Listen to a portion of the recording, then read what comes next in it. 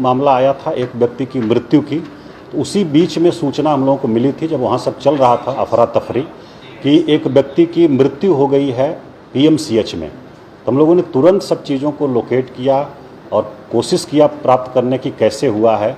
तो उसमें जो हम लोगों को सूचना, पहली सूचना मिली कि कोई चोट उनको नहीं है शरीर पर, खरोंच तक नहीं है, ये सूचना हम लोगों को मिली। तो ये हम लोगों को लगा कि लाठी चार्ज में वो घायल नहीं हुए होंगे, अन्यथा कहीं ना कहीं चोट जरूर रहती। ये एक हम लोगों को सूचना मिली थी। दूसरा, फिर इनक्वेस्ट उनका कराया गया। इनक्वेस्ट में भी आया कि कहीं से कोई खरोच नहीं है, कपड़ा भी उनका इंटैक्ट है और बाकी सब चीज़ें ठीक हैं। हम लोगों ने जो घटना हुई थी 13 तारीख को भारतीय जनता पार्टी के प्रोसेसन के दौरान, उस संबंध में हमने एक जांच रिपोर्ट मांगा था अपर जिला दंडाधिकारी विधि व्यवस्था और एसपी सेंट्रल जो हैं उनसे। तो वो एक तो जांच रिपोर्ट हम लोगों को प्रारंभिक आ गई है और पूरा जो घटनाक्रम है उसके बारे में संक्षेप में हम लोग चर्चा करना चाह रहे हैं। और बहुत लोग, आप लोगों में से इंडिविजुअल फ़ोन कर करके कुछ कुछ प्रश्न पूछ रहे थे, इसलिए हम लोगों ने सोचा कि इसको आपके साथ बैठक करके हम लोग बैठ करके डिस्कस कर लें। कोई मन में प्रश्न है तो उसको भी हम लोग स्पष्ट कर दें। तो जो घटनाक्रम है उसमें यह है कि 13 तारीख को गांधी मैदान में सभा करने के लिए अनुमति ली गई थी भारतीय जनता पार्टी के द्वारा, और उसके बाद पोस्टर, बैनर इत्यादि के माध्यम से हम लोगों ने देखा था कि विधानसभा मार्च की भी तैयारी की गई है। और एक आवेदन भी उन लोगों ने दिया था अनुमंडल पदाधिकारी के यहाँ कि विधानसभा मार्च किया जाएगा, तो उसकी अनुमति उस पर कोई लिखित रूप में नहीं दी गई थी। और गांधी मैदान में जो सभा हुई उसकी अनुमति प्रॉपर थी, उसकी बुकिंग थी गांधी मैदान की। और उसके बाद वहाँ से जब मार्च निकला है, लोग निकले हैं साथ में, तो हम लोग कोशिश किए हैं कि एक बार उनको समझा बुझा करके जो जेपी गोलंबर है वहाँ पर रोका जाए। फिर वहाँ पर नहीं रुके हैं तो फिर डाक बंगला चौराहे पर पूरा नाकेबंदी प्रशासन के द्वारा की गई, जो दंडाधिकारी और पुलिस पदाधिकारी वहाँ पर थे। तो ये एक परंपरा रही है कि हम लोग डाक बंगला चौराहा से आगे कोई भी जुलूस या प्रदर्शन नहीं जाने देते हैं। मैक्सिमम लिमिट वही है हम लोगों की। और धरना प्रदर्शन के लिए गर्दनी बाग में स्थल निर्धारित है, और अगर अनुमति ली गई है तो गांधी मैदान में भी किया जा सकता है। लेकिन जुलूस जो रहा है उसको हम लोग डाक बंगला से आगे क्रॉस नहीं करने देते हैं। उसके कई कारण हैं, जिसमें कि हम लोग देखते हैं कि बहुत ही सुरक्षित क्षेत्र एक तरह से है, वो संवेदनशील क्षेत्र भी है। उसमें माननीय उच्च न्यायालय का परिसर है, विभिन्न राजनीतिक दलों के कार्यालय हैं, महामहिम राज्यपाल का भवन है, और माननीय मुख्यमंत्री जी का है, विधानसभा है, सचिवालय है। तो एक तरह से वो अति सुरक्षित क्षेत्र है, इसलिए हम लोग डाक बंगला चौराहा से आगे किसी भी प्रोसेसन को नहीं बढ़ने देते हैं। इसमें किसी प्रकार का किसी से कोई पूर्वाग्रह या किसी से कोई फेवर करने की बात नहीं है। पूर्व में आप लोग देखे होंगे कि राष्ट्रीय जनता दल का भी एक बहुत बड़ा कार्यक्रम हुआ था एक विधानसभा सत्र के दौरान ही, उसको भी डाक बंगला पर ही रोका गया था और बलपूर्वक रोका गया था। और उसके बाद हम लोग देखे थे कि लोजपा का भी एक कार्यक्रम हुआ था, उसको भी यहीं रोका गया था। बल्कि कुछ लोग, वो लोग गुरिल्ला टाइप का दूसरे रूट से हड़ताली मोड़ पर भी पहुंच गए थे, तो फिर वहां जाकर के फाइनली रोका गया था। तो ये एक स्टैंडर्ड प्रैक्टिस है। और इसका एक कारण और है कि डाक बंगला चौराहा शहर का हम लोग देखते हैं हर्ट है, और एक बार अगर वो चौक होता है तो पूरा शहर चौक हो जाता है, अस्त व्यस्त हो जाता है, पब्लिक आर्डर पूरा वो एक तरह से कोलैप्स कर जाता है। तो इसलिए हम लोगों का प्रयास होता है, आम लोगों को भी भारी असुविधा होती है, इसलिए हम लोगों का प्रयास होता है कि डाक बंगला चौराहा पर नहीं पहुँचे लोग, या कोई पहुँचता भी है तो जितना जल्दी संभव हो वो खाली हो जाए। तो इसी क्रम में वहाँ नाकेबंदी की गई थी, और कुछ जो प्रदर्शनकारी लोग थे वहाँ पहुँचे, और वीडियो फुटेज भी हम लोगों ने देखा है और रिपोर्ट भी आई है। वहाँ उनको बैरिकेड पर रोकने की कोशिश की गई, लेकिन ज़बरदस्ती वो लोग जो है बैरिकेड को गिराने लगे, और गिरा भी दिए कुछ ग्रुप जो है हम लोगों ने देखे हैं। और उसके बाद वहाँ से फिर आगे बढ़ने लगे, और रोकने पर फिर हम लोगों ने देखा है कि मिर्च का पाउडर भी फेंका गया, जिसमें कुछ जवानों के आँख में भी लगा है, एक दो जर्नलिस्ट थे उनके भी आँख में लगा है। तो मिर्च पाउडर भी फेंका गया, और उसके बाद उसको तोड़ करके आगे बढ़ने की कोशिश की गई। तो वहाँ से अगर एक बार वो फेल करता हम लोगों का सिस्टम या नाकेबंदी, तो फिर उसके बाद कहीं रोकना बहुत मुश्किल होता। फिर उसके बाद विधानसभा भी चूँकि सत्र में है और काफ़ी भीड़ वहाँ तक अगर पहुँच जाती तो एक प्रकार से प्रशासन की विफलता होती। हम लोग ये रिस्क नहीं ले सकते थे, इसलिए वहाँ रोका गया और उसके बाद पहले वाटर कैनन चलाया गया, पानी की बौछार उससे पीछे किया गया और उसके बाद आंसू गैस के गोले भी छोड़े गए।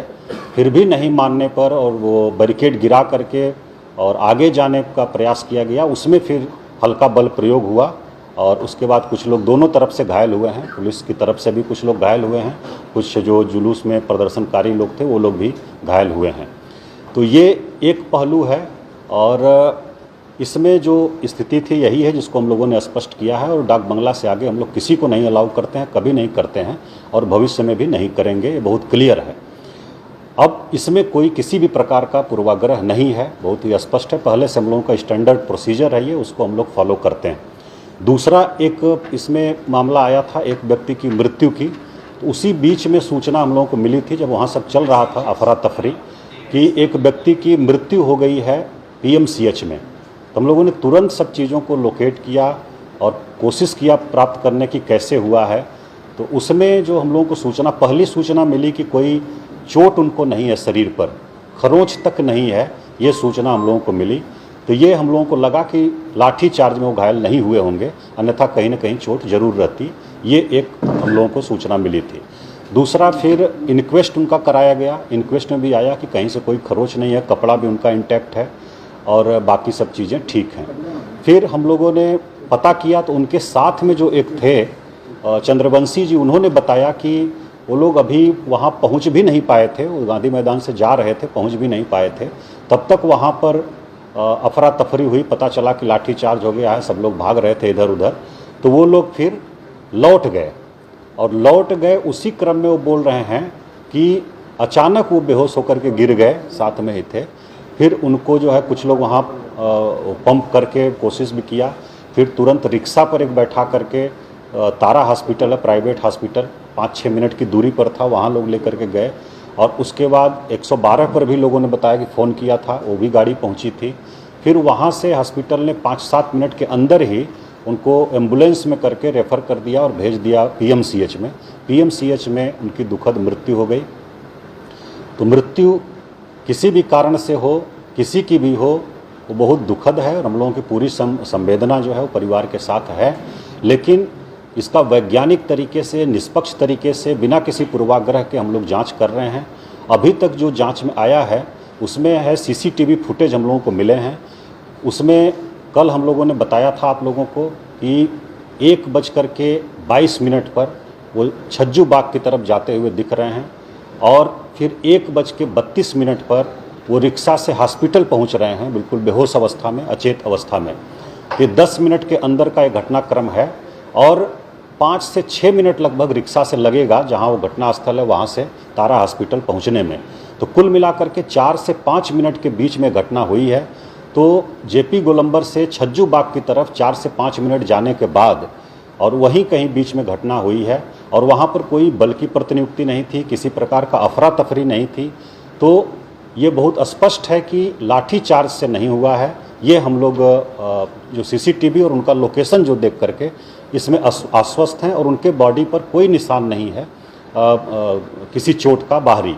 तो ये हम लोग आश्वस्त हैं कि लाठी चार्ज से नहीं हुआ है। लाठी चार्ज वाले स्थल पर वो पहुँचे ही नहीं थे अभी तक की जो हम लोगों की जांच है और जो CCTV फुटेज वगैरह हम लोगों को उपलब्ध हैं।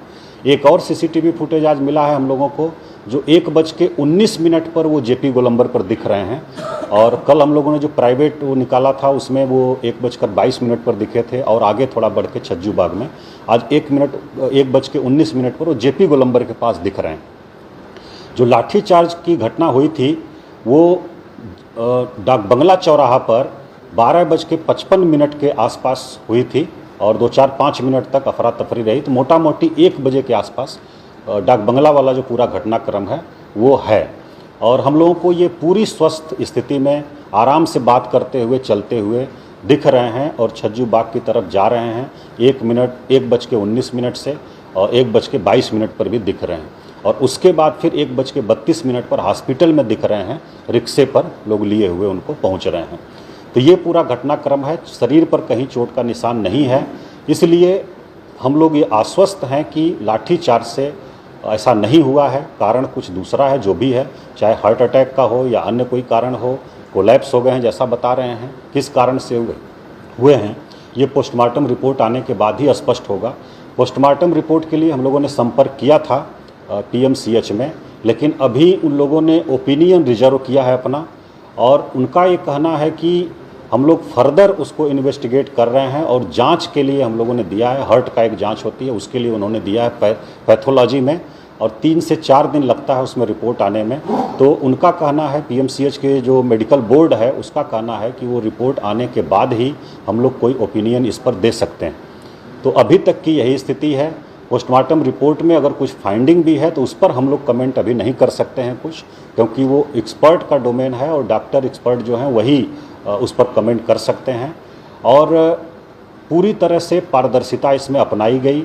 सबसे पहले तो हमने ये आदेश दिया कि पोस्टमार्टम जो होगा वो मेडिकल बोर्ड के माध्यम से होगा, मेडिकल बोर्ड करेगा। दूसरा हमने कहा कि उसकी वीडियोग्राफी प्रॉपर कराई जाएगी, और उसकी अन्य प्रकार की कोई फर्दर जांच है तो उसको भी वो लोग कराएं। ये हम लोग शुरू से ही सुनिश्चित किए और इसको हम लोगों ने करवाया है। जो इन्क्वेस्ट हुआ है वो भी मजिस्ट्रेट के द्वारा किया गया है, मजिस्ट्रेट और पुलिस पदाधिकारी लोगों की उपस्थिति में, और उसकी भी वीडियोग्राफी पूरी कराई गई है। कहीं भी कोई बाहरी चोट का निशान नहीं है। तो हम लोगों के स्तर पर अभी तक ये इतनी जानकारी उपलब्ध है, और इसमें उनकी मृत्यु लाठीचार्ज से नहीं हुई है, ये बहुत ही स्पष्ट है। बाकी कारण पोस्टमार्टम रिपोर्ट का जो ओपिनियन है वो आ जाएगा तो हम लोग आपको